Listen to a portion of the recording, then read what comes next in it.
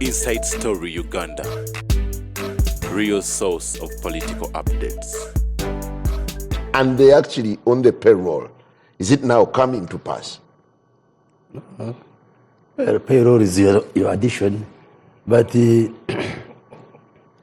is the hypocrisy of the opposition in Uganda and the lack of seriousness. And that's why Ugandans have refused and failed to trust them. True, there are those who go under the thickness of darkness. At least Honorable Sebambi's group is slightly better, that they went during the day and is not ashamed of having met the president. But I'm taken aback by his colleagues who went, but they don't want to be seen. We know them. Do you? I do. Anyway, these are my colleagues in the parliament, and since they're not comfortable being mentioned... Do you know them? I know them. Okay, were you privy to the meeting, or it also caught you by surprise? No, some of these things we know, but so I knew. But really I'm taken aback that a member of parliament can make a decision to go and meet the president, and he's shy. If I were the one, and I go to meet the president, I would go and explain myself. You should actually be surprised that today, people meeting the fountain of honor looks shameful. There must be a problem in State House. No, it doesn't. The burden is on those who are meeting him. It's actually prestigious to meet the president. And that's why... Okay. Why has it been tilted the other way? That each time you meet it's the because president, of the nature of our politics. it is... Like I said in the beginning, there are those who push an extremist, a radicalized, belligerent agenda, and they think it is not correct to meet the president. And me, I'm saying there is nothing wrong, even if you are the president of the main opposition party or any other opposition party, there is nothing wrong with meeting the president of the perhaps country. you need to sanitize a few things so that Yes. meeting the president doesn't come off as a big sin. I mean, it turns out to be devilish when people see you standing next to the president. And what's wrong with that? First of all, the president of the country. He has been elected for 5 years. He's going to be superintending of affairs of the country. If you have issues which you think are useful for the country, what would be wrong engaging him? And the president is receptive. He can take ideas from the opposition. What would you do to make the president's meetings with the opposition acceptable and better? No, the burden is on the opposition itself. The president has never refused or failed to meet anybody. If he could authorize that his government meets Kony who was killing people and maiming people in northern Uganda, how about opposition, which is just contesting for political power? So the president has no problem. The problem is with the opposition leaders who think that meeting the president is a big issue. It's not a big issue. How much of a win is it for Museveni that he's met the people who are very acrimonious towards him? No, even if he didn't meet them, there would be no problem. But the president, Museveni, I know, is always willing to meet and engage and debate with anybody, whether opposition or whether within his ruling party. Okay, and Sebambi is now a champion of dialogue. Do you perceive him that way?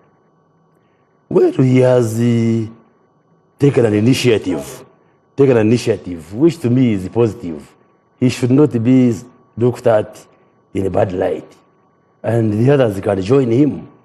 I think he's moved by a sense of patriotism, that he would want to see how, even when we are different sides of the political divide, we can still meet and engage. And there is nothing wrong with that. But for anybody to push that agenda that meeting the president is sinful, is sacrilegious, I don't think that is good politics. Honorable Mbide, when the president of DP, Honorable Mao, met the president, the next we saw, he became a minister. Do we need to watch with bated breath what would become of Nsibambi? It depends on the character of dialogue, or the particulars of the meetings they are holding, ours had everything to do with proposals for constitutional amendments.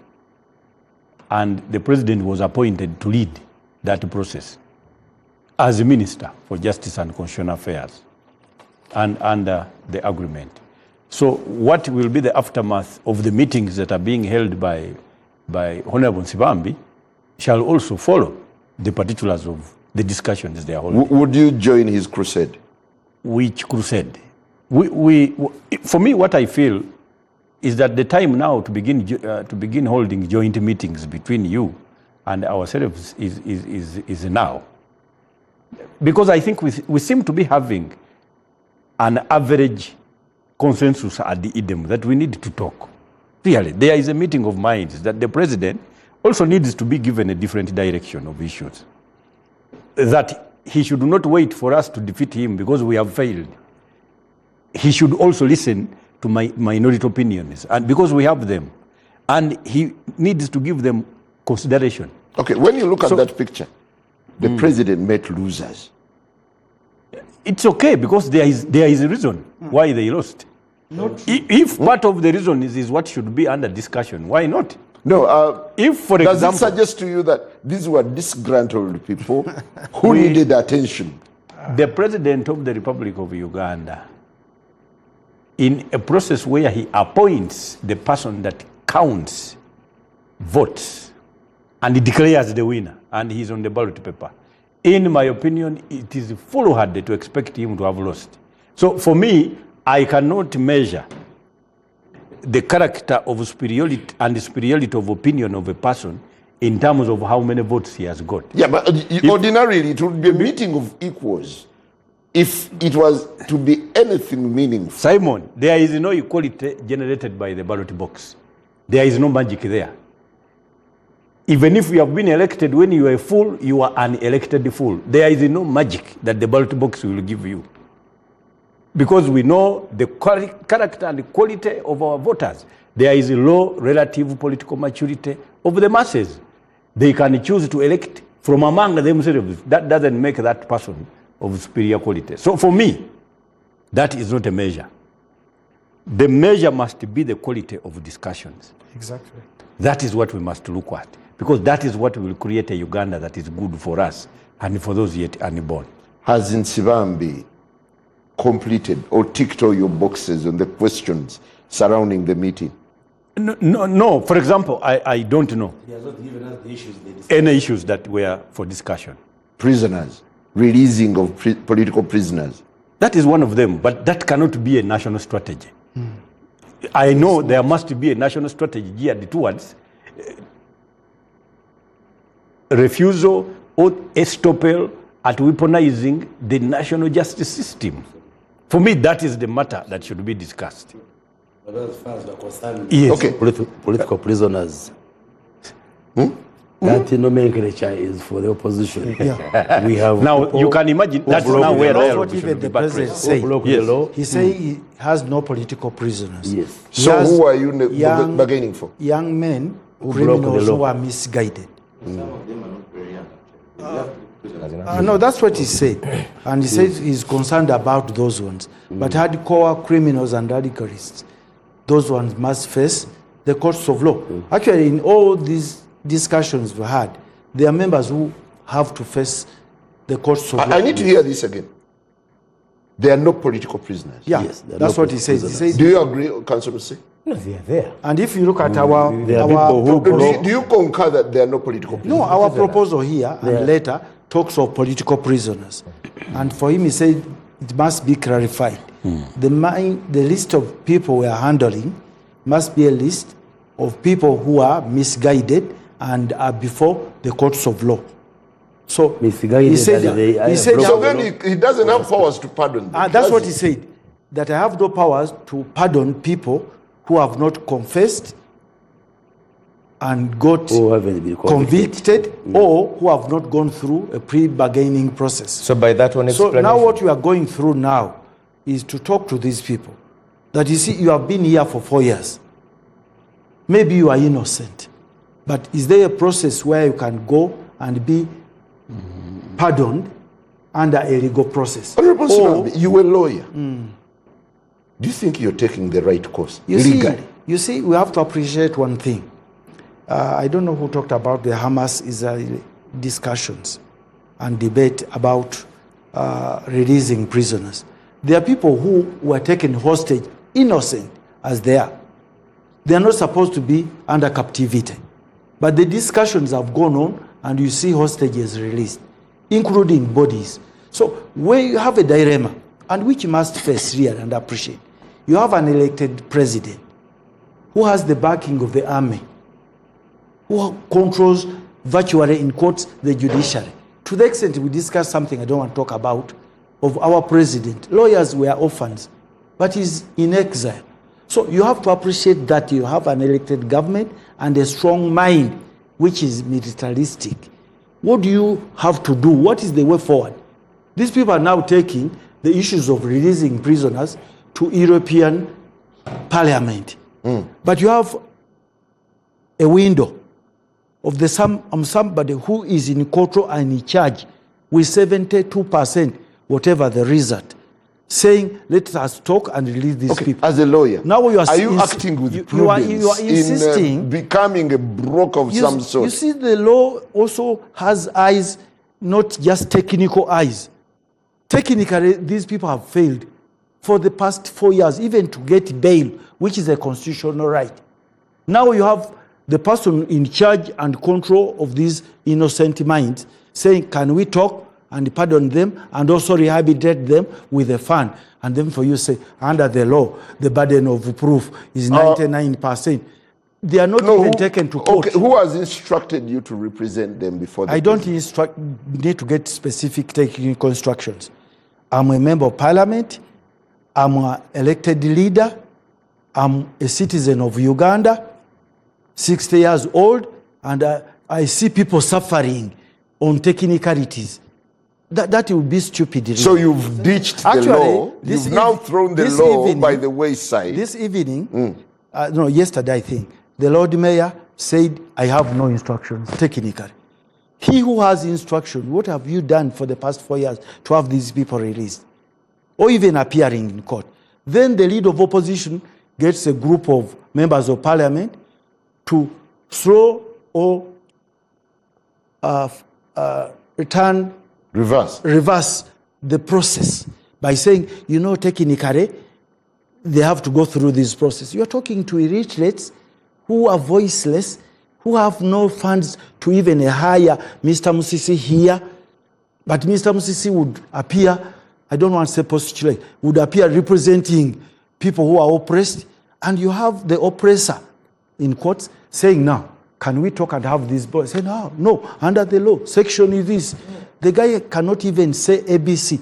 You are reading sections of the law. I find it awkward. That is a awkward. Lawyer, senior as you are, you're now putting the law by the wayside. No, I'm just appreciating or accepting that the law cannot be enforced under these circumstances. We are looking at facts of each case differently. Yes. Simon, I think Honorable Swamp is missing the point. No one is ordinarily even insisting on technicalities for release. For me, I wouldn't even mind them people being released at 9 a.m. tomorrow. The point is, and that's what Honorable Mbide was raising, that we can discuss this group and let them be released. But what happens to the bigger issue, and Honorable Swamp understands this very well because I don't doubt his capacity to comprehend legal matters. Yeah. But like they say, of the weaponizing, the means. for instance, the judicial system that you release 4, however, 10 are entering tomorrow. No, I think it's not about speculative. You wait for the dialogue to stop this. Because what Honorable Nsibambi is calling technicalities, and it's what, until his meeting last week, it's what he has been doing for 20 years. He's been doing exactly that. Now he's calling it playing to the gallery that lawyers are playing. Actually, Honorable Nsibambi, like I said, has been at the forefront of defending people, political prisoners. So right now, with his newly found friend, he says this is the person who we need to talk to. So for me, the issue is not about the technicalities. The issue is, if the talk is not institutionalized, it's just a matter of cherry picking, and we're going to find ourselves like we did. Maybe, Honorable Nsibambi, you need to be clear on this. Do you have any signed document with the president committing himself to anything? Or it was just casual talk? You don't need to have a document. An agreement can be oral or written. We have 34 people released under this program. We have 50 people to be released in 2 weeks if these people don't intervene of NOOP. Who are these? NOOP. No. The leader of opposition So the president has visited prison, prison, telling these people that what is going on, the process is not illegal and dangerous. Maybe Honorable Son can tell us what the 34 people are charged with. The 34 people are released today. What were they charged with? The 34, the same kind of inciting violence, electoral, is it violence? Really, So the president, aided by Nsibambi, is circumventing the law to release prisoners. You refuse to acknowledge that these are political prisoners. Mr. Anjala and viewers out there, the person you're talking to really appreciates the nature of the cases surrounding these people. You also have to appreciate that in Uganda, you cannot talk about even institutions because some of them are not operational. So the judiciary, like all other institutions, are influenced by the head of state, who is the fountain of Honorable power. Bide, you were... If you don't appreciate... If you are winding up your submission. Yes. Then I come to Honorable Barrios. What I would like maybe Honorable Spambi to continue to highlight is whether they are holding talks or they are being lectured by the president. Why am I raising this? If he seems to be inclined to and is holding to grips with his own beliefs against those prisoners or some prisoners, that clearly some of them, in fact, he has compartmentalized. Some of them were misguided, but others, in his own judgment, are criminals. My prayer would be that the president should be ready to appreciate the idea of dialogue in such a way that it is usually hampered by the following issues. Number one, that each side believes in the correctness of its own opinions and the wrongfulness of the opinions of the opposite side. And that is what causes or calls for. For now, do you agree that Nsibambi represents the opposition? Not really. Well, this opposition is divided into parties. Not really. And independents. So he knows what he is representing. There is now Nsibambi bloc. It's the new bloc on the bloc. He represents an idea, in my opinion. Yes. Because when you talk of opposition, that one is a hodgepodge of a lot of establishments, some of which can even raise press conferences tomorrow to disown him. Yeah. What I think he's vending is an idea, which idea should be picked, and which also is subject but to refinement. But it is resented. It's not picked. No. It is resented by the very group that would embrace it. You know, Simon, there is a problem, and of course the doctor will tell us. I have often been teaching people that the problem with human beings is that when your stomach lacks the food content, when you are hungry, you are the first person to receive that information. When your stomach is empty. But when your head is empty, incidentally, you are not the first one to know. It is now the others that can tell, in accordance to your conduct, that actually the head is empty. So what do? Some of these things have to be pursued unconcernedly. For me, what I know, what the Honorable Nsibambi needs to do is to continue to structure his own process. Because as a vice president of a party in charge of a region, the ground must hold and the people should be behind you. Try to do an internal dialogue, then you proceed unconcernedly. Honorable Barrios, are you having a last laugh as the opposition tears itself apart over an initiative by Nsibambi? Okay, let me clarify the following issues, and I will answer that one also. One, there are no political prisoners in Uganda. Can you say that again? Yes, I am facing the camera there. There are no political prisoners in Uganda. That terminology is just coined by the opposition just for propaganda value. Those arrested are those who have broken the law or suspected to have broken the law. Nobody walks with a political party written on his face that I am NUP, I am FDC. These younger people who are found in the streets committing crime. If there are no political prisoners, yes, how come their release is negotiated politically? I will come to that. I am not very sure, because the numbers which have been arrested, they are being processed through courts of law. Some are getting police bond, some are getting bail, some are getting remanded. Yeah. The president has no... And some of them are being released upon the request of Nsibambi. I am not very sure, because the president has no authority to release people who are on remand or who are just being charged.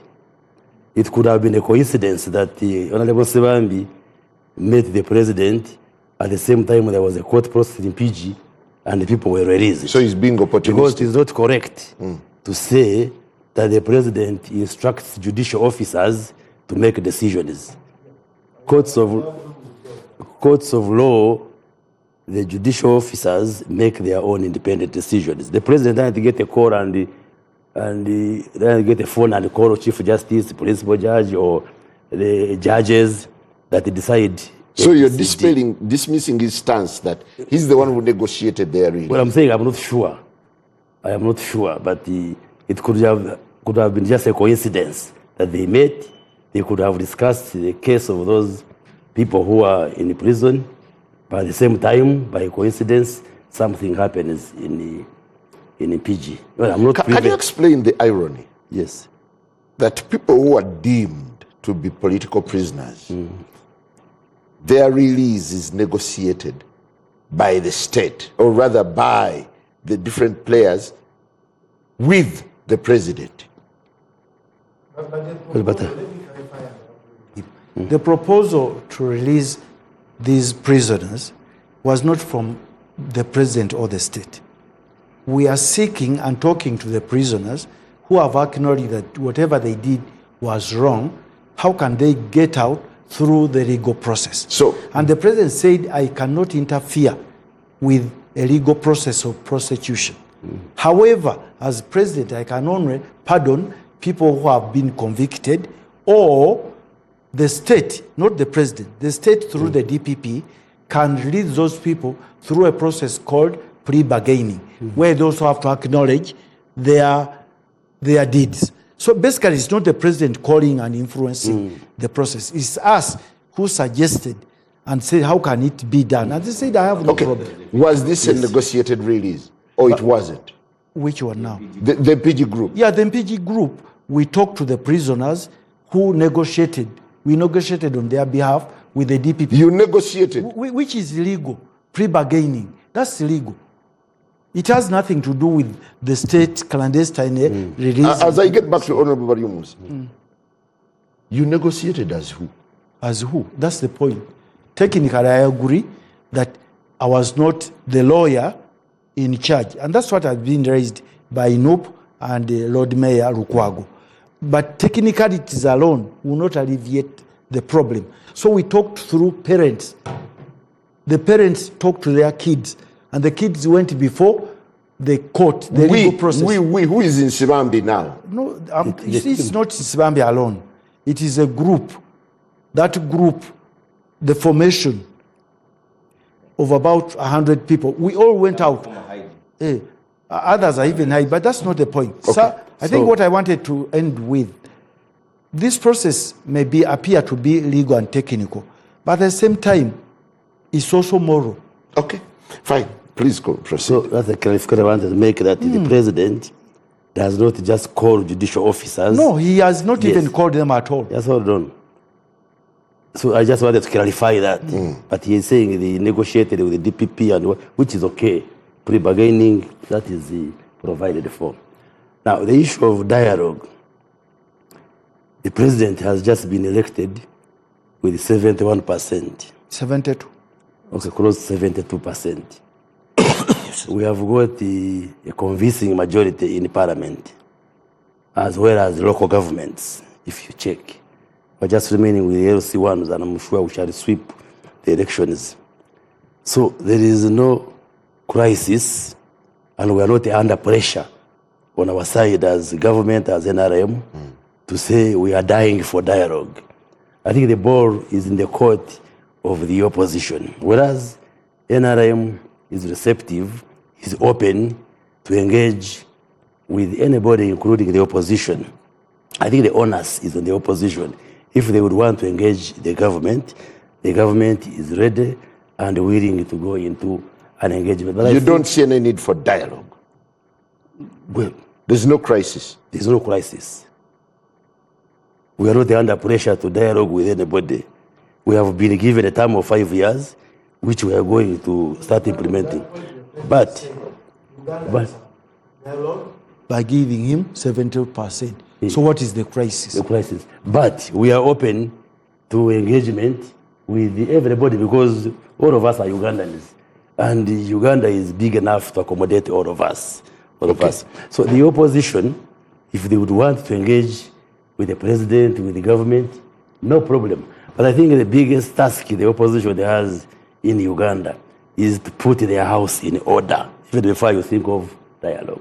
Just look at the confusion within the political parties. Can they put their house in order when you're tearing them apart? Who is tearing them apart? You. How?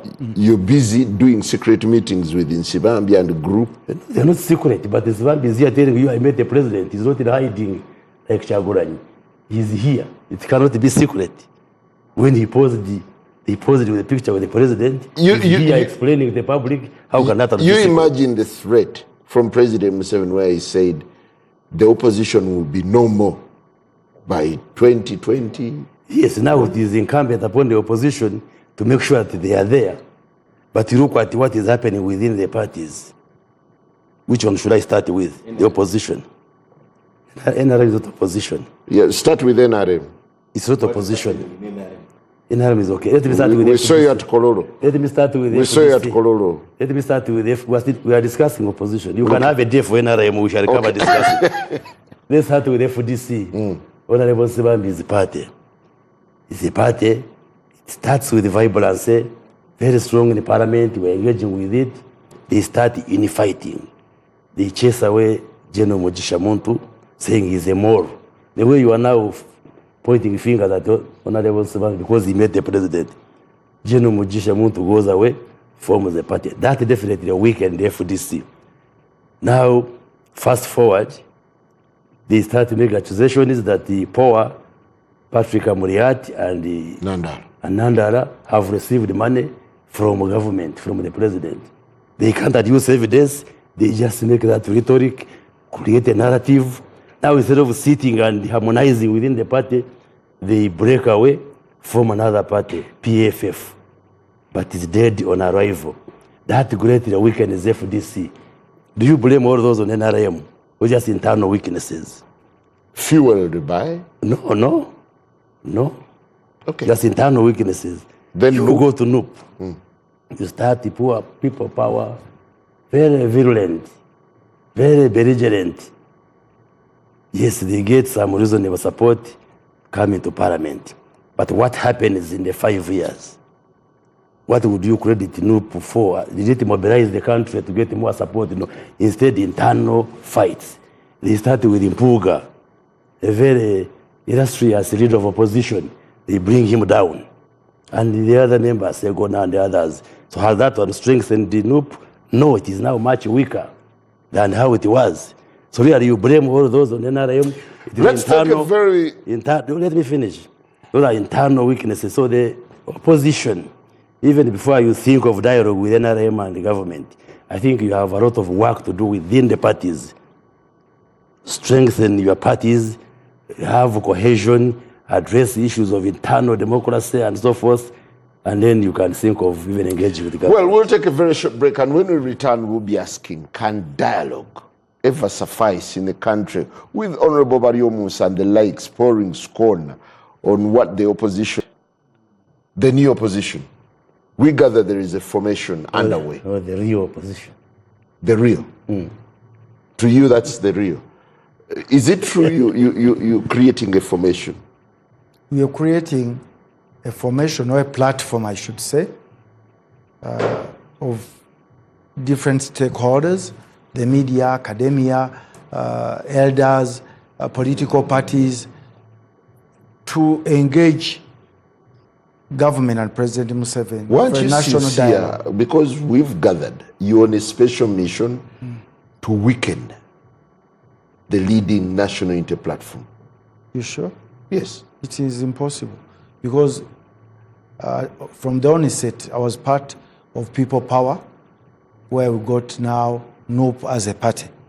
The first 7 meetings, I was actually, I'm not saying in charge, but I participated. Motema, Sewufu, Nyanzi, which led to the coming in of Chagula. People are addressing women putting on a yellow in town. So basically, it's not true that we are creating a formation to kill our own baby.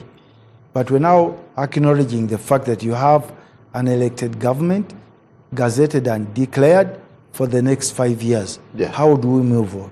Yeah, why don't you help strengthen the NUP instead of recruiting their members to join a parallel outfit? First of all, I'm not NUP. I have never looked at their constitution, if they have any. Yeah, but you're holding late night meetings with members of NUP with a view. Exactly.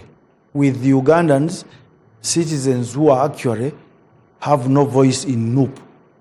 And actually, Council MCC here can actually tell that within NUP, for the last 5 years, NUP was leading the opposition. But we've never had a formal meeting of opposition parties to discuss and get a consensus on any issue. I think there is. So if you have that divide, yes. I think there has been. I've seen Besigye at Kavule engaging. I'm telling you now, Besigye going to NUP, not a formal meeting of political parties, say at Africana or Mistil or within parliament, to discuss and get formal consensus and harmony over issues. We have different manifestos. FDC has a different manifesto, UPC and DP. So all these so-called opposition parties should sit in one form as opposition. So do you feel NUP has betrayed the cause? They have not betrayed the cause, but I think it grew out of excitement and did not get full ideological orientation of the facts for us to give direction. So we are all coming up with different formations and ideas depending on the crisis on the ground. And I'm blaming them for that. If you had won an election, yes, would you still have gone ahead with these? Yes, because these discussions with the president, with the Interreligious Council, were discussions and conversation before the elections. And I have paperwork here to testify. The memorandum I wrote to State House and the memorandum I wrote to Interreligious Council, one is dated 3rd and the other is dated 5th, before the elections. It's called the letter. The letter coming out of these discussions and minutes is called the pastoral letter to the citizens of Uganda in view of the forthcoming elections. It's 7th January. So it has nothing to do with the election. Though definitely I cannot believe up to now that I lost the elections in Mawokota South. The dynamics are different. But definitely all this was before the elections. However, the zeal to push on with this agenda after elections is also the result of what I saw. Honorable Mbide, yes. How prepared are you for the Nsibambi wave? I don't think it is going to be. Actually, they started it. The DP started. It is an idea. And I can safely tell you, there is a need for a fresh liberation of all the political outfits in the country, including NRM, by the way. You see, when we are speaking here, Honorable Bariomunsi will tell you that for them, NRM is in power and it is... But that party is not the one in power. It is not true. Even the party called NRM itself is on the opposition. Power itself has been taken over by the persons we call the eminence gris. Persons without formal employment, formal appointment, wield more power than the persons that actually have got prescribed portfolios. in government and in the political You party. mean Baryomunsi is NRM. powerless? Baryomunsi has got clear directions that he follows in his ministry. In terms of power, of course, for him, he's a bit refractory. I have seen he's very refractory. He's somebody who does not really give in to coercion. But I can tell you that when... Belligerent. I think that is most appropriate. Politically belligerent. He can withstand any amount of... He doesn't know where power lies. Yes. You see, if you refuse to dance, the wind will definitely do it for you. Let me tell you, even that political party called NRM requires a liberation. And this kind of liberation out of a dialogue should be in such a way that we begin from the word go. We begin afresh. Yeah, but you can't speak of dialogue when the likes of Baryomunsi tell you that there is no crisis. We have that moment of Mahmudani shaking hands with Trump, Raila shaking hands with Ruto cannot suffice. Simon, we have got that type of people even on the opposition. Persons that will want to praise the issues as they are. Even on the opposition, we have got our own parrots and popinjays. They don't even want you to call their own candidates, not president. For example, in NUP, if there is a gathering and you don't call Honorable Chagulanyi president, sometimes you may not actually succeed in giving a speech. Until the party president? No, a president of Uganda. This is completely nothing to do with the party. They really believe he's supposed to be called the president of Uganda. So, the deputy president. Huh? Same one described as a deputy president of DP. But I can tell you what I'm trying to describe. What I'm trying to describe is that there is a praise and worship choir on every side of the coin. Now, these are not the people that should be actually the proponents of the dialogue itself. We must dialogue in such a way that we establish a level playing field. What is the crisis? So the crisis is, it is impossible to talk of a democracy in a situation as it is in Uganda. There must be a renaissance of some sort, a recapitulation. There must be something that we must think about, that we are not going the way we must. We have got a system of government and a system of the eminence degrees, all have been choreographed in such a way that you cannot tell me that that kind of system is versus opposition. It is not true. These are prebendalists helping themselves to resources to keep themselves in power. Now they have abandoned even the financial resources. They have now actually utilized the institutional and power resources now, to the extent then that even all of those whose results have actually been gazetted are still quiet for fear that even the gazettes can be recollected. I can tell you, Uganda, that is where we have reached. And these are not things that are known to the president. These are things that can be taken to him through processes of this nature as we adopt a dialogue that is actually informative. Okay. The president is not aware. Would you be persuaded to join Sibambi's formation? We are already there. It is actually Honorable Sibambi joining us. No. Sibambi is leading a new front. What we are waiting that for, breathes freshness in the opposition. Which is good. What we are waiting for are the clear, what are they espousing? The clear proposals that also will accompany our 4 major proposals that include the transition, by the way. You remember that the president signed our document, which is a cooperation agreement, which included the transition. When the media asked him about the transition, he said, we never agreed, which is true, because you signed. And the dialogue for purposes of transition has not been actuated. But people thought that he's denying that we did not talk about transition is there, and that must be addressed. Is Sibambi the new desirable alternative to the current opposition? Is part of the contingent alternatives that we think should push Uganda to a next No, where phase. we are now is leading. Because what you are trying to do is to establish a method of pontification that puts him against our own political leaders. Ordinarily, that is where we are. There is a bloc led by Sibambi Yes. That is a big threat to the existential parties. You know, we were isolated. We were isolated as the Democratic Party in our view that we should really hold the talks. We are happy when other political leaders also come up.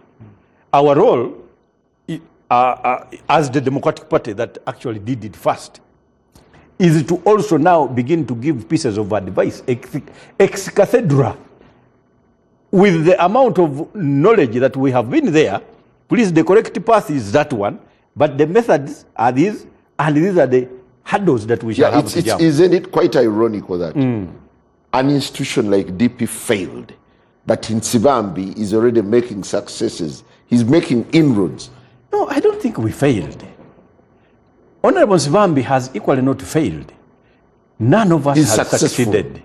We are, because we would have succeeded if we have addressed, for example, the idea, and we have established an overhaul, a complete overhaul of the laws of Uganda, to the extent then that we can address all the wrongs that are being actuated. Thank you. Honorable Musisi, how would you contend with Honorable Sibambi's new bloc? I don't think it's a block. It is. You know, Simon, your diction needs to be checked. But before I go to that, Dr. Williams said that there are no such a thing as political prisoners. World over, and these lawyers will tell you, it's not the government which declares political prisoners. Political prisoner is not a term which is given by government. So as spokesperson of government, I don't expect him to say we have political prisoners. Even Mandela, the leading political prisoner in this world, was called a terrorist. lawbreaker. He was called a terrorist. So political prisoners is about the circumstances, not a declaration that comes from government. How do we contend with? I think what Honorable Sibambi has, and that's where it started from, is an idea. And by his own admission, he says it's at the infancy. Some of us who are pessimists are saying we've seen that before. What the task that Honorable Sibambi has is to lead that idea into not just fruits of saying, I led to the release of this. I think for me, I would call that a meeting. But if you're talking about a dialogue, a national dialogue, like I've heard in his words, a national dialogue pertains to so many issues. And do we need a dialogue in this country? Yes, we do. Yes, we do. On so many issues. One of the lead, for instance, instead of looking at the issue of political prisoners, I would look at the issue of weaponization of the criminal justice system. That is the bigger issue. Yeah, but and that is where I would define success. I think what you're saying is different from what the party believes in. The party Which party? appears quite ambivalent. Which party? The National Interparty. I think I know it better than you said. Everything about it better than you. I'll refer you to the letter Noop wrote in 2021. Yes. When you were rejecting. Letter to who? To IPOD. When you were rejecting the IPOD arrangement. So how does and it calling it all manner of refer names. to the issue of the political prisoners? So that suggests that you are not for dialogue. That's a matter of comprehension, Simon. And no, it's not comprehension. No, a matter of comprehension, because there is a record. We are vice chairpersons of National Consultative Forum. No, Simon. you're not in Isn't IPOD. that a dialogue forum? You're not in IPOD, are you? Well, National Consultative Forum is a statutory forum. And we're the vice chairpersons. For Until recently, when you wrote applying. Now, you made a U-turn. Simon. You made a U-turn and applied to join IPOD. You have a right to cherry pick what you want, but you don't change the facts.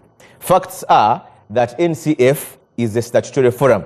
Facts are that Noop, for all the 5 years you're talking about, has been the vice chairpersons, and facts are that we've not missed a meeting. But you make me miss my point, Simon. No, this is very important. I think you're being dishonest but in you saying asked the question. Noop, did you Noop is for dialogue. Honorable Sibambi, do you believe that Noop believes in dialogue? So you considering the letter question. they wrote in 2021. This evening, if you revisit the address by the leader of opposition, he said for them they cannot even think of dialoguing with a person who incarcerated innocent prisoners. On that particular point, it's clear that Noop is calling for an agenda. Actually, they said unless you change the government in the power, there's nothing to dialogue, which is actually childish, because you have a government gazetted and to be sworn in, and your members are going to swear in under that government. But you Honorable don't want Mr. to- Are you contradicting your Yes, I am. party spokesperson? Well, Your party spokesperson. What Honorable Nsibambi is not my party spokesperson. He has paraphrased. Do you know what paraphrasing What means? did he say exactly? He has repeated Okay, what did in he his own say? understanding. What did he Let say? me first answer what you first asked. No. Then I'll answer. What did Senyonyi say? This evening. When? I was This not there this Well, evening. visiting the prisoners. He visited at them reserve. yesterday, not this evening. Yes, Yeah. no, it's running on the news this evening. Okay. Yeah. When what I saw him talking about Yes. yesterday at outside Luzira prisons, Yes. if that's a question he's talking about, Exactly. he said the people inside there have told us they don't want us, politicians who use them. In fact, they even referred to, and I don't know whether they're referring to Honorable, so saying that people who have never even seen them or visited them, to use them for political gains. I don't know whether that is what he's paraphrasing. I didn't hear what Honorable Swambi is quoting, saying we don't want to dialogue. If anything, if you understand the meaning of the word dialogue, or unless you have a limited understanding of the word, I've said dialogue means talking, principally. And I've said anyone who said NUP is anti-dialogue is being mischievous, because I've said there is a structure called National Consultative Forum. Have you heard of it, Simon? Yes, sir. NUP is the vice chairperson. The past 4 years or 5 years, what activity have you engaged in to do that forum as NUP? Well, there are meetings.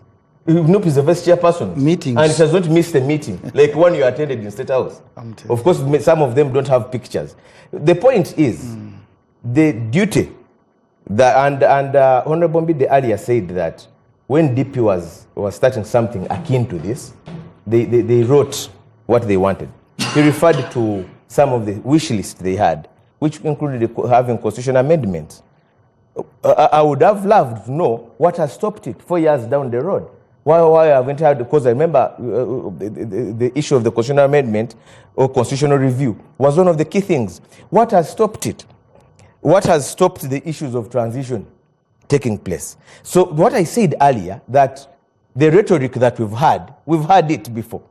What we want to see is being taken beyond the rhetoric, and the task and the onus is on this group. As it is now, it's just, I wouldn't call it a block, it's just a group of individuals. Just yesterday, Who are these I don't individuals? know whether, Do you want to describe them as liberators, traitors? no, I wouldn't call You it. saw Honorable Latif Sebagalamanga. Of course, I have a fertile understanding of the language. I don't choose any of the two. I've chosen to call them individuals. I don't want to call them those words. Villains? Who are they? They're individuals. If you want to characterize them, that you'll have that option, Simon. The point is, even in Honorable Nsibambi's party, I had some other individuals disowning him, actually calling for his being subjected to disciplinary action. I don't know that that is also beligerance and so on and so forth. The point is, what is different as we speak now? What is different from what we've had before? That will be the question. And as it is, like I've said, I've not seen it. And I would be glad, pleasantly glad, for Honorable Nsibambi's group to prove me wrong. Just a second, Honorable Bariomusi. When Mao initiated dialogue with government, with the cooperation agreement, he landed the juicy ministry.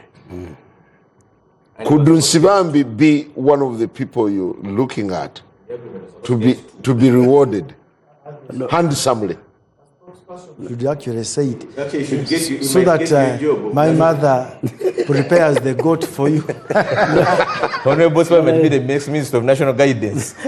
No, but I don't think you should take that whoever engages the president is looking for employment. No, give me any precedent of anyone who has engaged the president and then remained strong in the opposition. Well, it depends on the issues he's raising with the president. I want to believe that the Honorable Nsibambi had the specific issues, like he's saying, those who are in the prison and so Like forth. Mao did, like Joyce Sebugwawo did, like several others. No, I think Honorable Mao had there is an agreement signed between the DP and the NRM. And I think the two agreed on a number of issues. Whereas for Honorable Sibambi, he has started an initiative of engaging the president on a number of issues. And I want to believe he's doing it in good faith, and we should support him. And any other person, any other Ugandan who would want to engage the president or the establishment should be free. Is it to do issue-based or political mischief? No, he has issues he's raising. But let me say again that there is no crisis in Uganda to warrant a dialogue. Like, if we don't dialogue, things are going to collapse. I think you just have fertile imaginations, what I would call phantasmagoria, if I can borrow. If I can borrow Honorable Bide's words. And like I have said before, if anybody is interested in engaging in a dialogue or discussion, that's okay. Do you envisage a moment where Uganda, there are quite a number of very interesting pictures I've seen. Yes. The Ruto-Raila moment, that golden handshake, where Bobi Wine will shake hands with President Museveni. Do you see that ever happening here?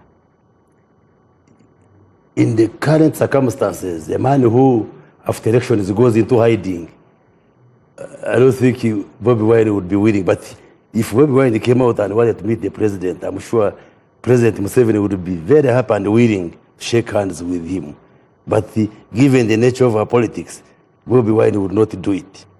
A person like Ibesige would not do it because they have that extremist stance in our politics, which is not good, which is not healthy for our politics. And I'm saying they should tone it down and be able to meet and engage the president and any other person. If we can meet in parliament as members of parliament and engage on national issues, why wouldn't you, as heads of political parties, also meet? And I want to pose a question to the opposition. If you are saying... Okay, would it necessarily be happening in Entebbe? Anywhere. In State House? It can be anywhere. State House is a national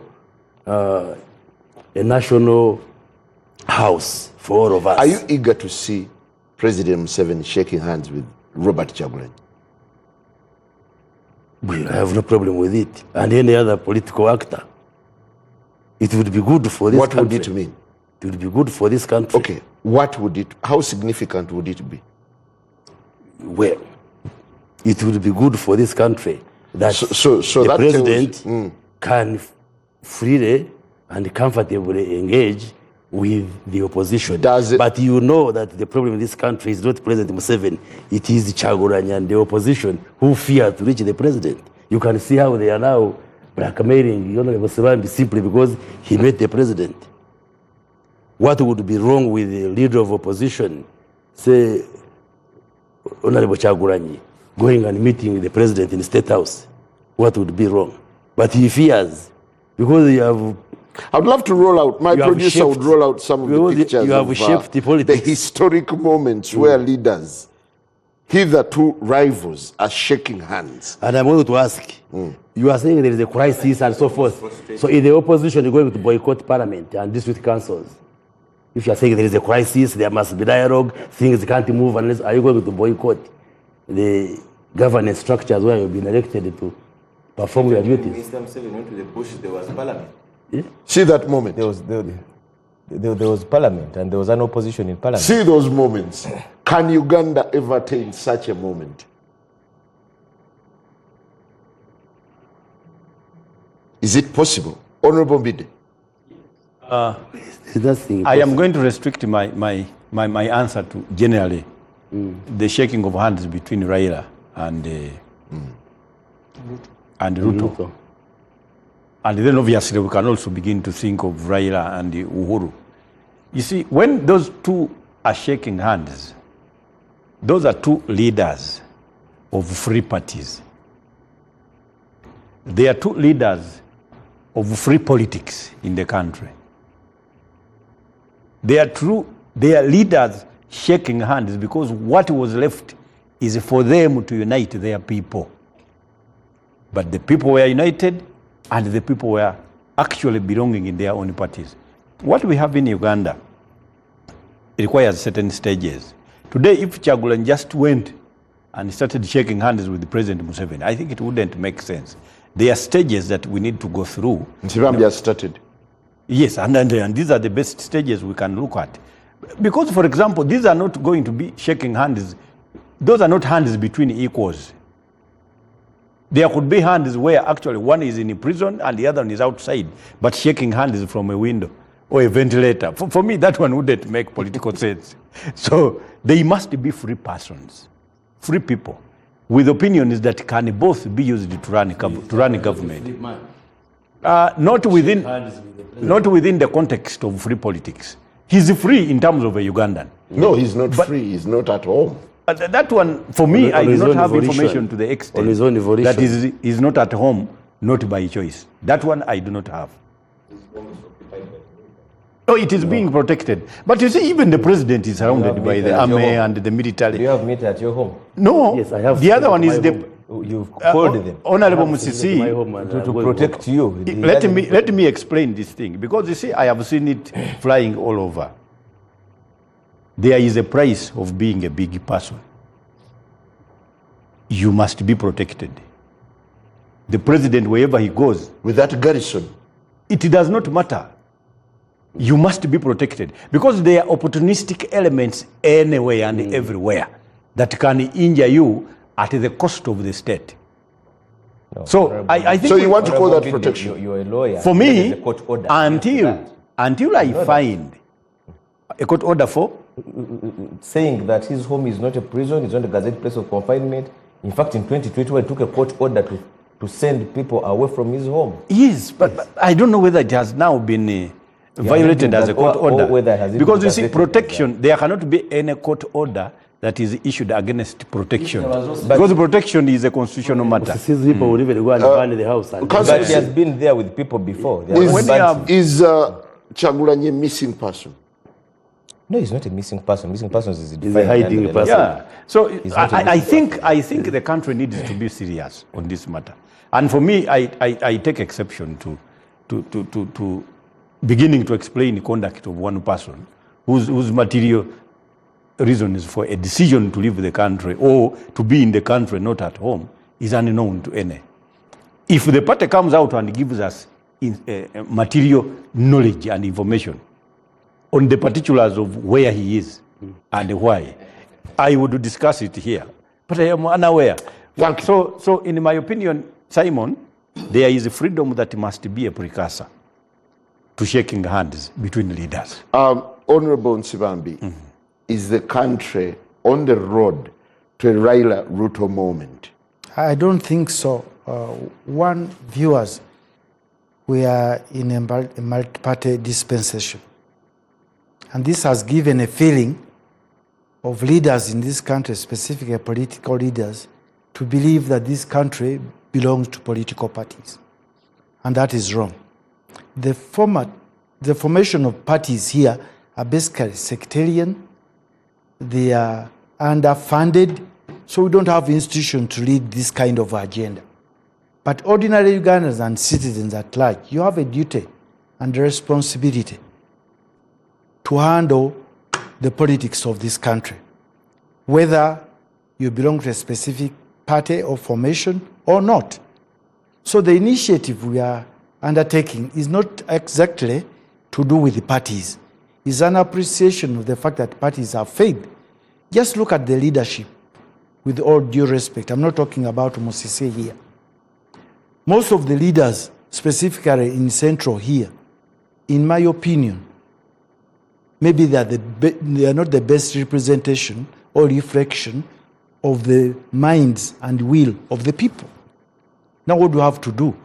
So we are taking on this initiative to call upon all these other stakeholders, the fourth estate. I thought it would etc. climax into such a moment where you would see two rivals who've been through a very fierce contest, shaking hands. It will happen, but they will be forced with the wave, with ongoing discussions and debate, where the leaders believe or get to believe that they are not a cult. They don't own. You see, all the parties, if you talk about FDC, they say, Mugisha Muntu, Besige. period. Then when you go to NUP, Gumenyeke, and then, so we're really having this kind of confusion. What is Gumenyeke? Gumenyeke is the movement. If you step at Magere without moving in style, then you are not a leader. So basically, you are not a gumit, as he said. so I think we really have to reflect and say, this kind of leadership, the leadership we want to handle the national question. So basically, we are coming out to say, no, we cannot let this happen because this country belongs to all of us. So what you're doing is a vote of no confidence in NUP. No, not in NUP. You're not looking at them as the viable alternative for the country. No. I've been part of the shadow cabinet. What he's doing also, let me also add, let us juxtapose what he's doing with what the others believe in doing. Those that believe they defeat Museveni in an election, we are here. They can give us an account.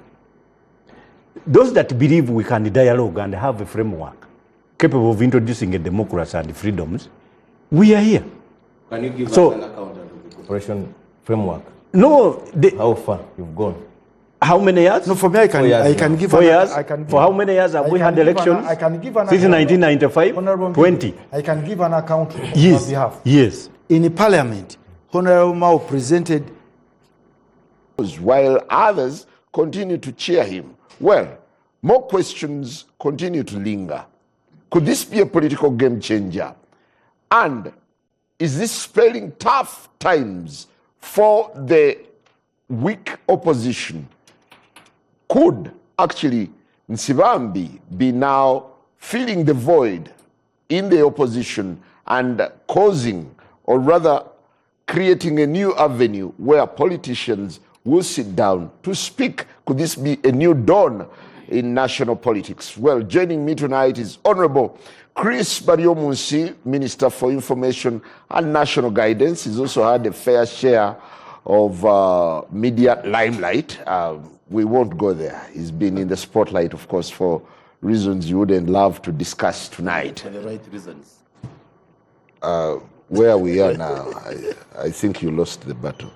Are you sure? No. I was making one point that the government communication and the political messaging must be harmonized. As the Minister of Information, all those who speak for government must align to what I am speaking. Who is with you and against you? No. Everybody's with me. Okay.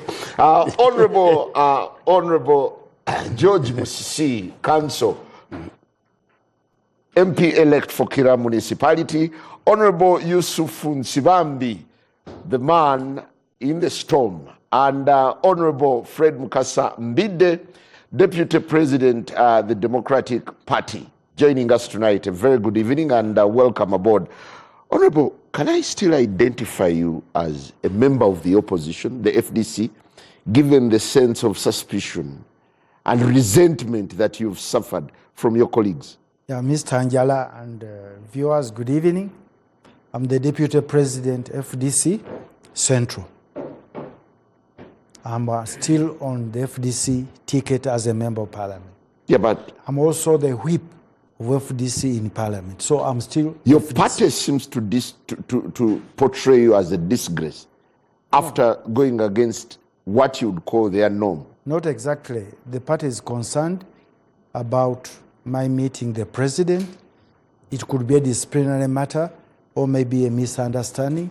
It's still an indoor issue which we can resolve in our housekeeping meetings.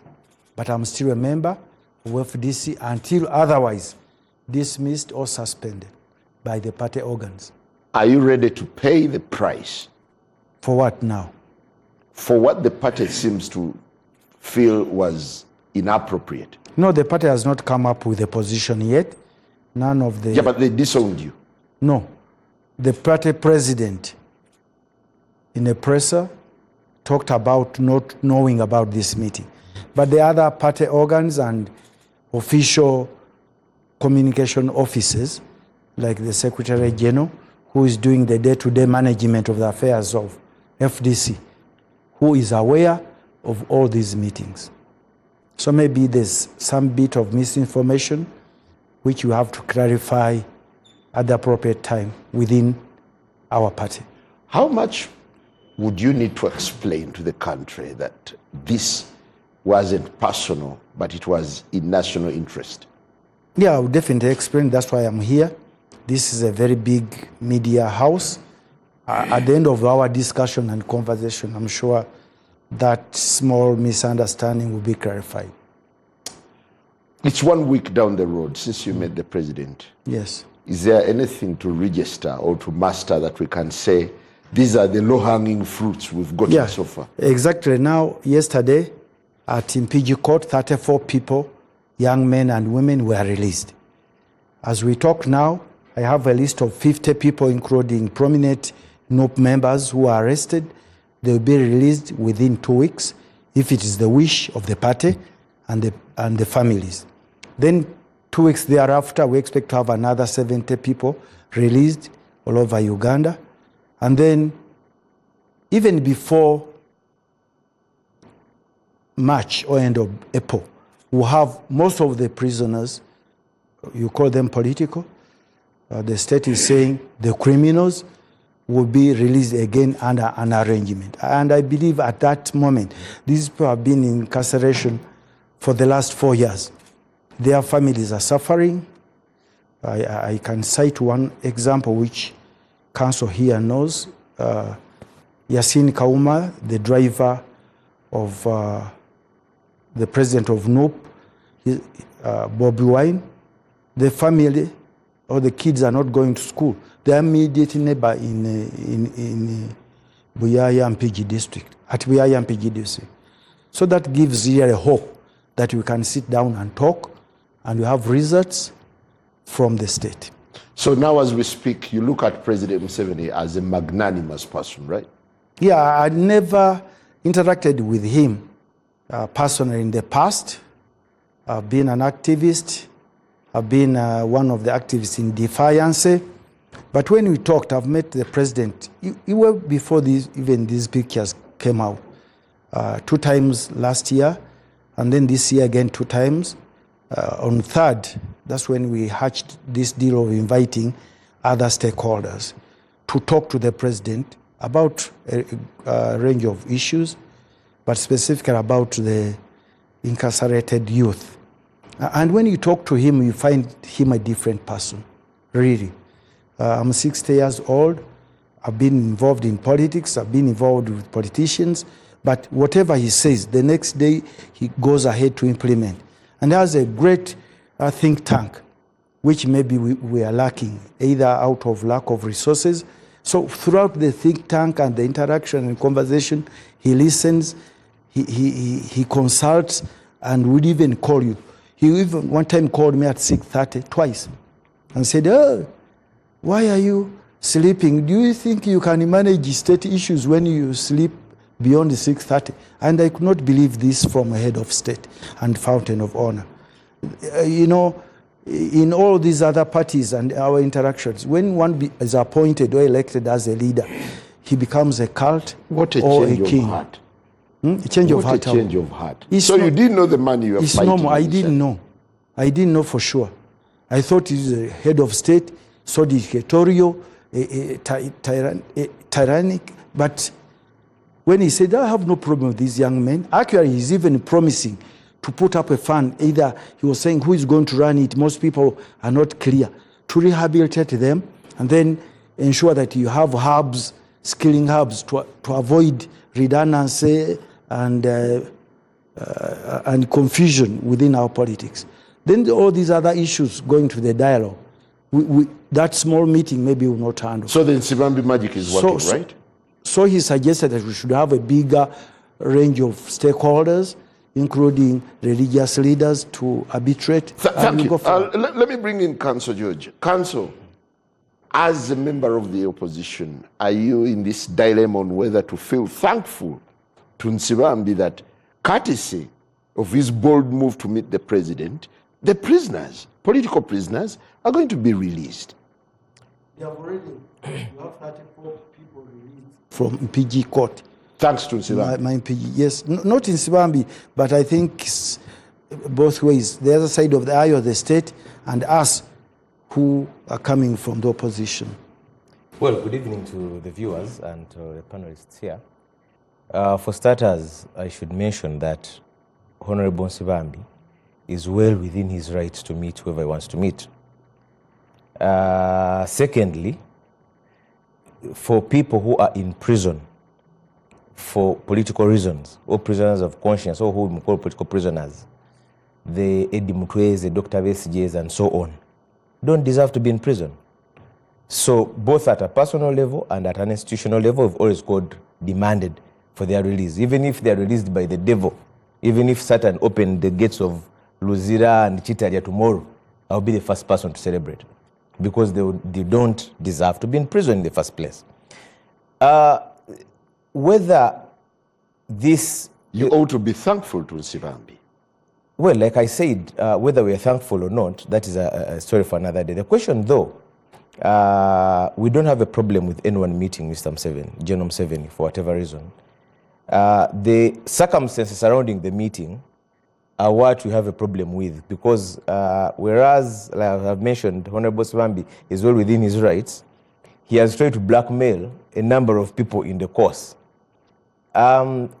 When meetings like that happen, and they are personalized instead of institutionalized, you find that they handle issue by issue and they never handle the systemic issues. For instance, just last year, you know that we had a number of political prisoners released, last year but one, in 2024, under the auspices of the Minister of Children Affairs. And they had to first... Baram. Yes, they had to first be forced to plead guilty in order to get their release. Now, the question, though, is if, because it was a piecemeal approach to the issue of release, you find that so many others remained in custody. Machete, even others beyond those who are known, even those beyond those who are no pleading. And the abductions and kidnappings have continued by the state because there was never an institutional framework of the discussion of which led to the release. So why I said that Honorable Nsibambi has attempted to blackmail everyone into the meeting, he has said that, well, some opposition people have always played around. And even I had him taking a swipe at the lawyers who are representing Dr. Kizza Besigye, which I also found unfair, saying they are playing to the gallery. Honorable Nsibambi, like he has rightly mentioned, has been in the trenches, and I have a lot of respect for him, not only as it has been in the trenches of... I saw Honorable Nsibambi 20 years ago representing political prisoners with the late Council Chiyemba Mutale, with the late Senior Counsel Honorable Njuba. And the same things that are happening now to political prisoners happened then when you are representing them. In fact, at that point, even lawyers shed blood. Lawyers were beaten. Prisoners were kidnapped after getting bail at High Court. Honorable Nsibambi was there. I don't think he was posturing. He knows the problems that people go through doing that. So I'm saying that and then, of course, he has given other reasons, saying, you know, all of a sudden I've realized that this is a person you can talk to.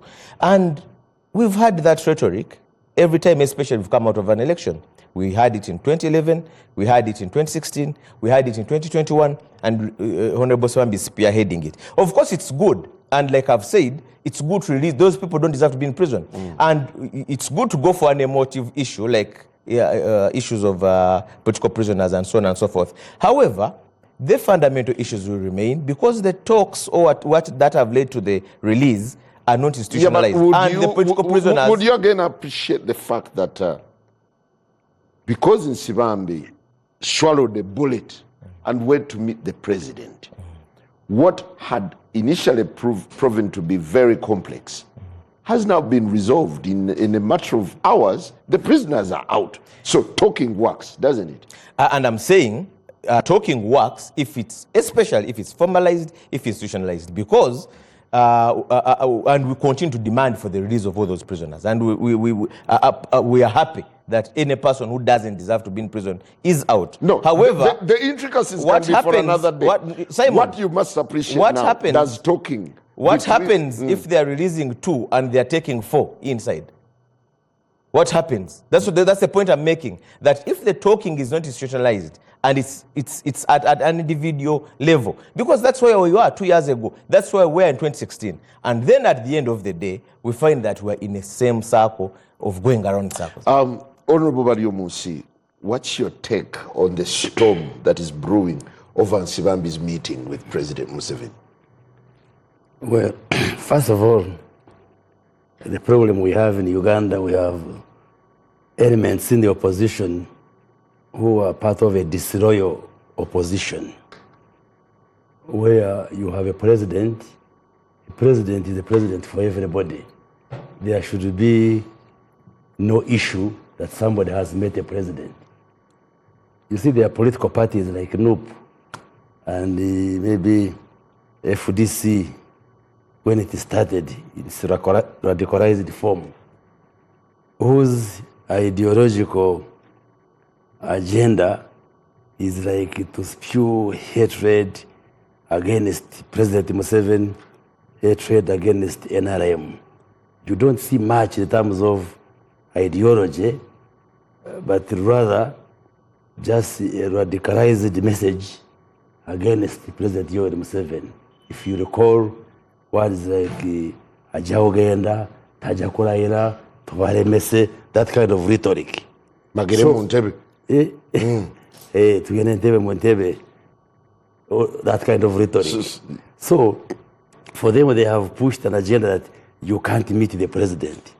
And the question is, why?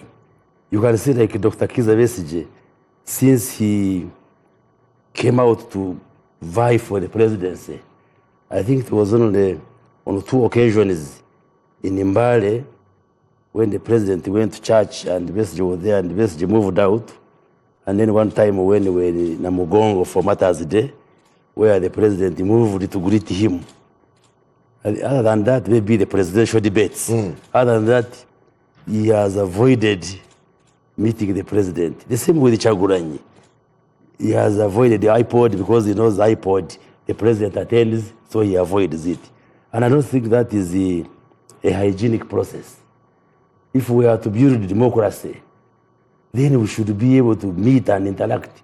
What is the problem with a leader of an opposition party? Yeah, but how does your president come off when he chooses to meet individuals, not institutions? No, but if you choose to meet him, he receives you.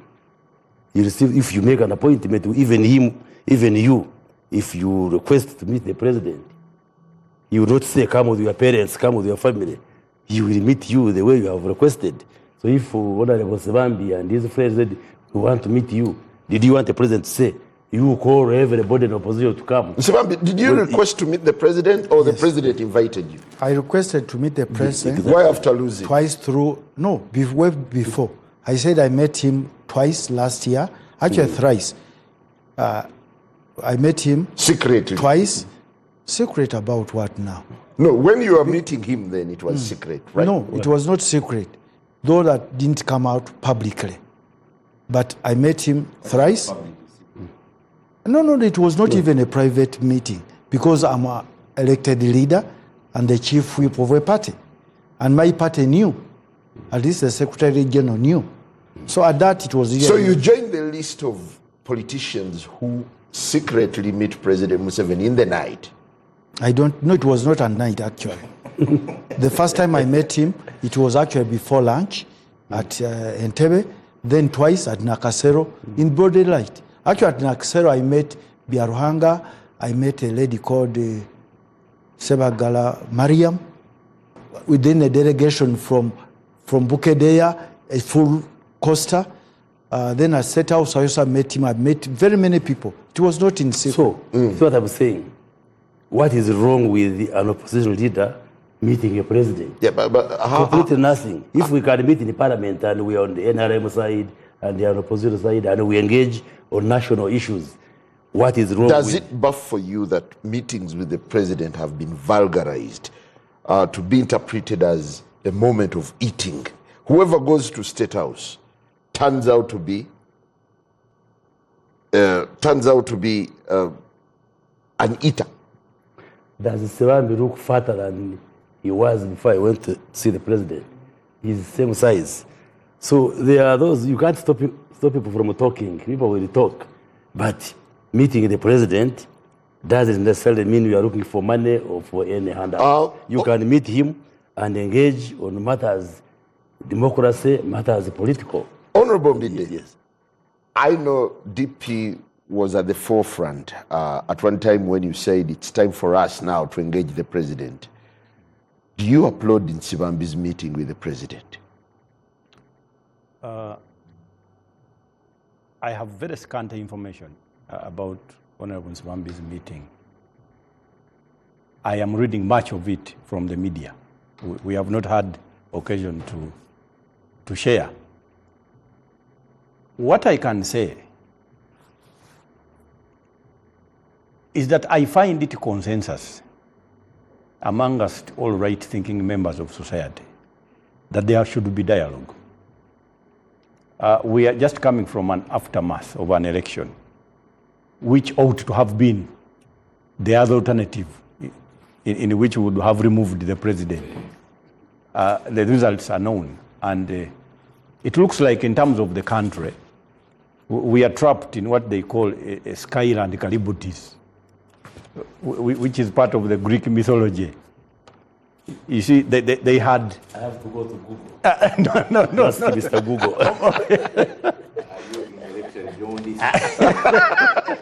Maybe he's jaundiced. So, in terms of a sea that has got, for example, a whirlpool of water, which is moving at a very fast rate, capable of sinking ships. And on the other side, there is an immortal, man-eating animal. So you must choose. You either die by the animal or die by the sea. So that is where we are trapped. So clearly, I think the I love that analogy. Yes. Who in this case is the man-eating animal? One side, there is a man-eating animal. Called? Which is the skyla. Now the Kalibudis is the whirlpool, which also can sink you if you are a ship. They are all located in the same sea. So we are trapped amidst. Some other people, of course, call it the being trapped between a rock and a hard place. So you must make choices as a country to move. What Honorable Nsibambi is suffering from is generally form. The form in which he made the contact. The form in which, of course, he is orchestrating the dialogue. Because you can be obviously accused of being macro-democratic and micro-autocratic. That on the national scene, you are actually proposing and a proponent of ideas of democracy. While personally you chose to go alone, which is autocratic in nature. So I think what we need to do is to have institutionalized dialogue in Uganda.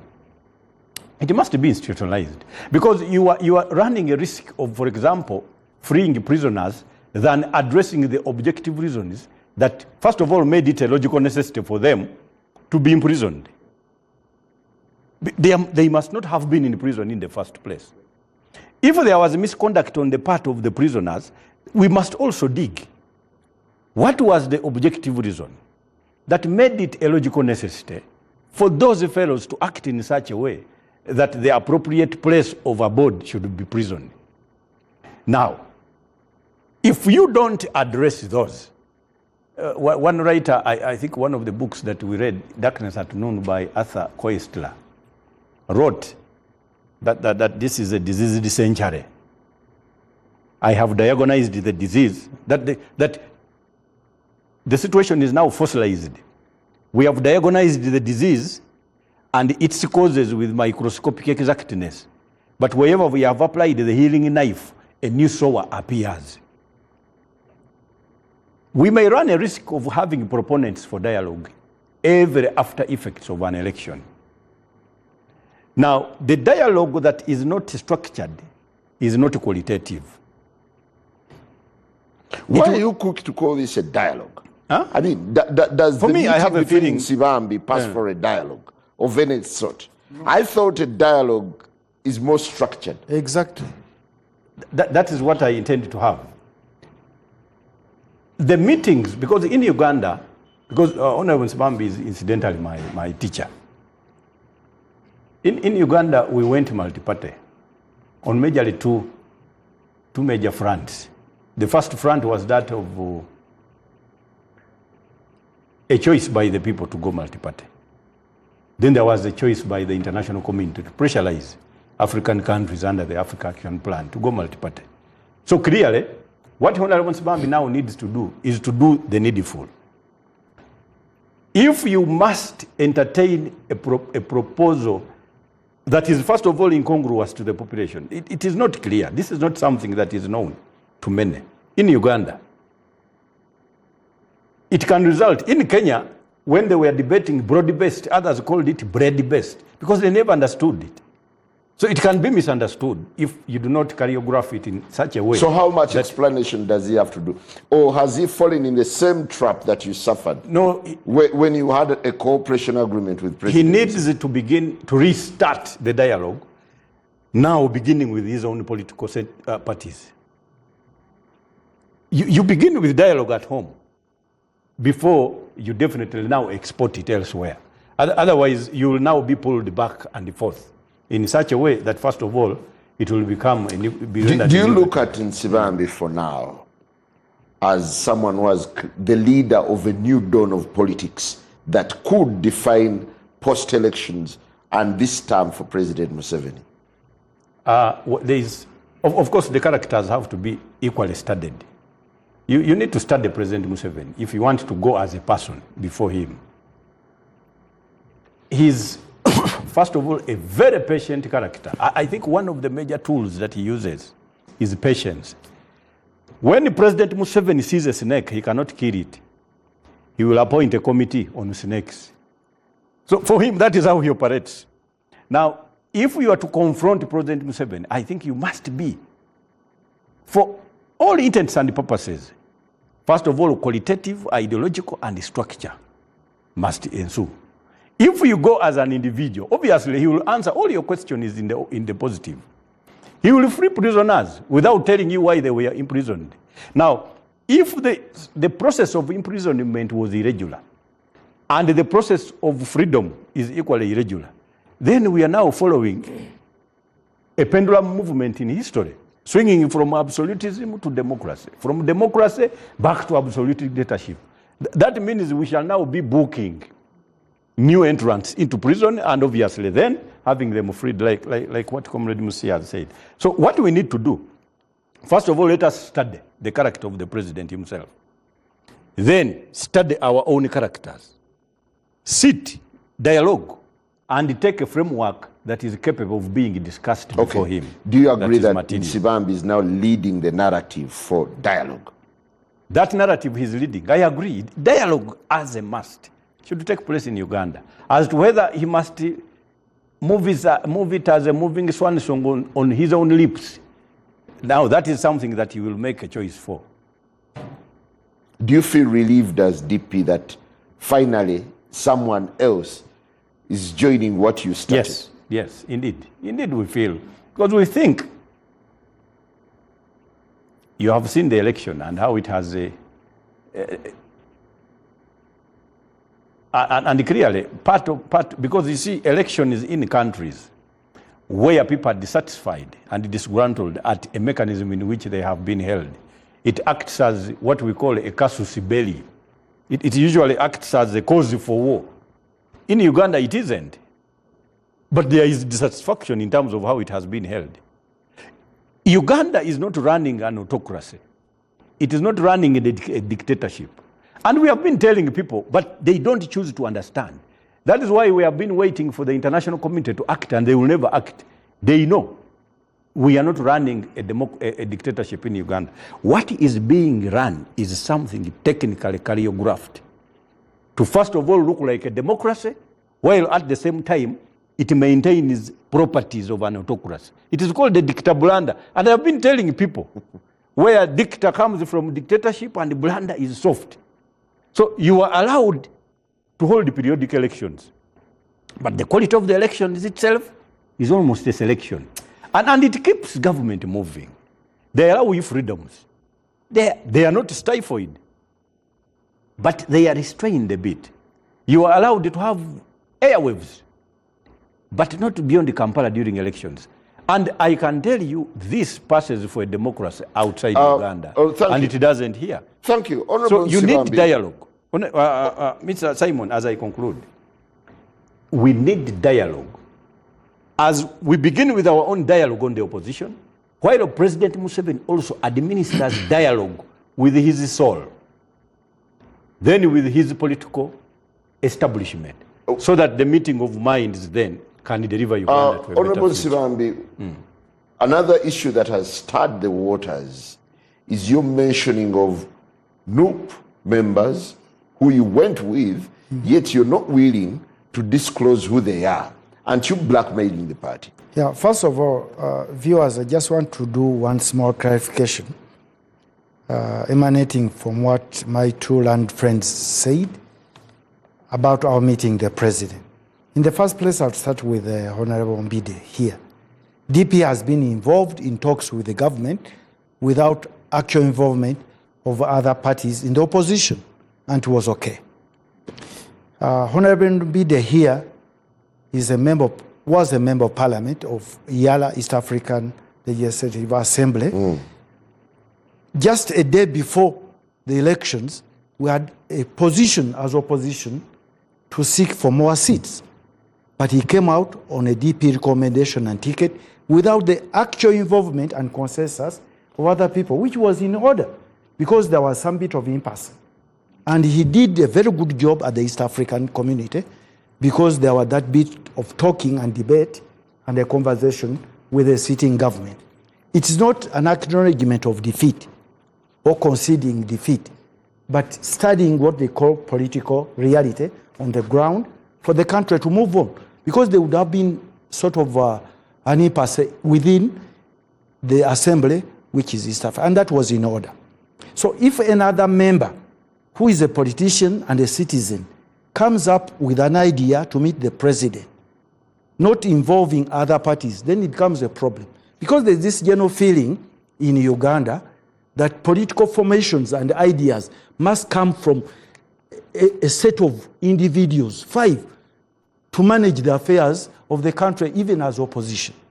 Many opposition members are not happy with this kind of move. They're saying it didn't involve the parties, it didn't involve us, because there's this belief that it is in Sibambi, it is in Yala, to come up with ideas. So they are jealous? Not jealousy. It is a misnomer. They believe they own this country. They must come up with the standards. They must come up with the terms, and the rest must follow. That's not the case. Any citizen under the Constitution has a duty and a responsibility to manage or to get involved in the management of the affairs of the country. Why are you blackmailing NUP? Now, claiming that you took some the people we talked to in NUP and those who responded, I talked to a member of parliament from 1 a.m. to 3 a.m. at a mall, and there are CCTVs, if they want to find out. I will not mention them all. You go to medical protocol at Mulago. The people are supposed to see the president at midday, and you find a list of NUP members, 5 actually. 5? But 3 are elected members of parliament. It is clear. The Honorable Minister, Balam, came for protocol, medical protocol also, and some members fled, and senior members. So what we are talking about really is not even an issue of NUP coming or not. I think it is. Because this country does not belong to political parties. No. Yeah, but they are just formations and institutions. Look at the absurdity of you recruiting people from the party. Not recruiting, requesting them to come and push the head of state and fountain of honor to handle specific why matters don't you speak as to, we go. No, why don't you speak to the party leadership? Am I a member of NUP? It makes it sinister. Am I a member of NUP? No. I spoke to my Secretary General, but even I had no duty to talk to him because the matters we are handling, we are not handling institutional political party issues. So we are handling issues of Uganda. So you're doing political brokerage for President Museveni. And what's wrong with that? It's not wrong. you can also do it as long as you are ensuring that you have peace and tranquility and harmony. Why people may misunderstand you? Which people? You say you. That's the reason why I'm misunderstanding. Why some people may misunderstand. Okay, are you misunderstanding him yourself? No, not at all. But I have heard. Clearly, we are here simply because this is a public affair now. It is no longer the kind of affair that you ran at Mulago up to State House. It has become public, and you have explained. And I can tell you that you have safely tried to explain. But equally, Ugandans are sluggish in comprehending. The more you explain, the more some of them become, obviously. Because this is just like a hospital. Some people don't respond to treatment. I think Dr. Maria Musi knows. You see, because this is an aftermath of an election where you equally run for parliament. In Uganda, only two entities can send somebody to parliament. The first one is the electorate, which you have done away with. The second one is the president. Now, you can easily be misunderstood. And for me, I love it each time you locate your meetings before the election itself. Exactly, that's what I was reading. And for me, that one exonerates you. Yes. Otherwise, others would have wanted to begin to think that, first of all, it is an automatism after losing an election that sent you in order to anger. I think the psychologists call it the frustration aggression hypothesis, where they feel, even doctors, where they call it a catharsis, I think, of some sort. That for you to ease the temperatures and annoy a few other people, you do things that are actually contradictory to what they should have wished you to do. Honorable Nsibambi, this country has not grown to a level beyond which you can explain issues as you are explaining them. That is why you can have members of parliament heading for a dialogue on behalf of the country, but do not want anybody to know they are going to dialogue. Now you find, so for me it doesn't make Honorable sense. Nsibambi, it was actually your turn as you were winding up. Are you at liberty to disclose these MPs? I'm not at liberty to disclose the MPs. Why? Except if the intention was clear. Except one member I can disclose because he gave me the permission. Honorable Kayondo of Mukono, he refused to go after talking to him. He said, no, I cannot be part of your delegation. Last minute, I'd submitted the name because I cannot dialogue with you. I have to get the actual consent of my party. And I said that was in order. No, but if the intentions are well-meaning, why wouldn't you disclose them? Why should I disclose? I'm accounting to who? To see the president? To the country. Is it a crime? It's not. No, Honorable Nsibambi, your intention was for the country, wasn't it? I came out. So you're making it a secret deal? No, I came out myself. We have about 12 pictures. I've given you references if you want to verify as an investigative journalist. For me, I see actually no reason to explain meeting the president. I can only explain why the dialogue is really not coming up with a broad range of stakeholders. And I'm saying that was the beginning. We are going to approach all the willing Ugandans and stakeholders from the academia, media, activists, to have now a national dialogue, to look at the national question. There I can account, because there will be a formal body entrusted or proposing the broad range of issues. You're making it shady. When you say we were a delegation of 17, yes, 10 actually was supposed to be 30. 10 but accepted to stand with the president. Others didn't go for through the photo moment. Others do not want to be disclosed. And what is it? That makes it a bad deal. Taking a picture or disclosing involvement in an activity is personal at that level. The gist of the matter, what is to be discussed and proposed, I think that's the issue. Those are the issues. How can you talk on behalf of Ugandans? Issues to do with rural reform, issues to do with the opening space and militarization, when you have a state. Those are really the issues where I have to account. Honorable Mrs. Now it's clear. Some of your colleagues from the National Interplatform 5 went and met the president. Doesn't this worry the party that actually Nsibambi could be on a mission to recruit and to decimate your political party? Well, first of all, until it's proven otherwise, it remains an allegation. However, even if there are 10 people, for me, the question of where they came from is secondary.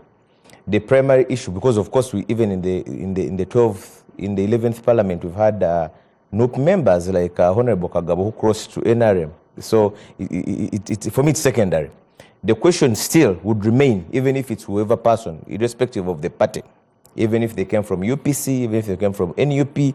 I'm sorry to interrupt. Just something. I've got talked to 2 members who accompanied us. Now I can say accompanying us, saying if they got a letter from NUP saying that the moment they disclose their names, they will not be dismissed before swearing in. So taken like they believe that since they were sponsored by the party and they are elected members. So they are living in fear. They are living in fear. Does that mean NUP fears dialogue? If I get that letter, that's what their belief. And I told them, no, you have no powers. Maybe they're intellectually jaundiced, to use the words of Dr. Mario Musi. But Simon, the bigger issue for me is the motives. In fact, even the reason that a person at the level of a member of parliament who believes that is doing the right thing, even fears either appear in a picture or to be disclosed, that should show you the nature of business that was conducted. Because if you believe you're doing the right thing and you're at the level of a member of parliament, then why do you because they fear the whip from their political party. Possibly because they know that the antecedents of the meeting is anti-dialogue. Well, NUP is not anti-dialogue, and I want to dispute what Dr. Williams said, that, NUP has radicalized, and NUP is represented in Parliament. Parliament is a forum for dialogue. We've never fought. Yeah, you dismissed Mpuga and that is secondary. That's a different debate, Honorable Sibambi. And I think you are being intellectually dishonest if you take us there. Secondly, NUP is the vice chair of the National Consultative Forum. It's a forum for dialogue for political parties. We've attended all meetings of the but NCF. in 2021, NUP wrote dissing iPod. They called it. It's your option to cherry pick which dialogue we are. No. This is critical. The intention is the bigger picture is, Simon, is let us look at the antecedents of every time President Museveni is coming out of an election. In 2011, we had people saying the same things Honorable Swambi is saying. We need the national healing, we need dialogue, we need reconciliation. Those people ended up, to use the English phrase, in the belly of the beast. They were predated upon. In 2016, we had the same people. The NUP was not there. You remember people saying, Dr. Besigye, please come and we talk. Dr. Besigye said the same thing NUP is saying, that if it's dialogue, let it be structured. Let it not be about me as an individual. Let it be about the country. It didn't take place. Some of the people who were pushing for it ended up in the belly of the beast. Sibambi has kick-started the process. In 2021, of course, the burden Honorable Sibambi is having, and when I say burden, he understands it very well, he has a burden to prove to the world that is different from all the other speeches, all the other rhetoric we've had every time we're coming out of an election. Some of the things, where I'm standing now, I have no reason to believe that is different from the groups we've had in the past. Because, for instance, he has talked about even people, political prisoners, who were even arrested after the election. And he said he met General Museveni on 3rd January before the election. And they were talking about post-election dialogue. He has talked about how shabby, not now, but I've heard him in previous interviews, the opposition was. And he was in the opposition on 3rd January when they were applying for this meeting. And he was competing with NRM candidates. So what I'm saying is, what I've heard from Honorable Sibambi is not different from what we've had in the past. So he has a burden, the burden and the onus is upon him to show that this is different. And where we're standing now, there's nothing to show that it's beyond where the things stand. individual If I things. get to Honorable Bariomus, where things stand, Sibambi is secretly meeting members of the National Unity Platform with the view of taking them to the president. He doesn't deny that he's doing political brokerage. What does this mean to you? But Simon, I'm telling you that NUP has so many members. So we don't have, NUP has no control over who I meet now, or what I discussed with Honorable Sibambi now. The question is, because like I've said, if it's principled, I should not have a problem of me coming here to say, I met Honorable Sibambi on this and this matter. The mere fact that I would meet Honorable Sibambi in secret, and we go to secret meetings, and I even fear Honorable Sibambi disclose my name, when what I'm doing is good intention, should show you that possibly I'm not in for the intention. Would you warm up to Honorable Sibambi's invitation? I would only warm up to Honorable Sibambi's invitation to Jalia City for a cup of coffee. No, can I ask him before the viewers here, Honorable my son, I know the name, and he's a smart brain, definitely as a student. Did I talk to you to give me a list of political prisoners just recently? When we met at NBA Studios here this week? Yes. You talked to me casually, yes. And what did you say, really? No, but you told me you have the list. That's what you said. No, you said they have a list I said, do you have additional members who do you wish to talk to the president about the incarceration? And you said it is in order. No. The issue, and I've said it here in my preamble. So I've said basically, that all political prisoners should be released. Honorable all of them should we be are released. taking a very short break, but do you look at Nsibambi as the new preferred opposition to reckon with, a man who is willing to mobilize others to talk to the president in the interest of the nation? Well, I think Honorable Nsibambi has a lot of explanation to make to the public, because what has taken me aback is that a member of parliament can choose to go and meet the president, but he's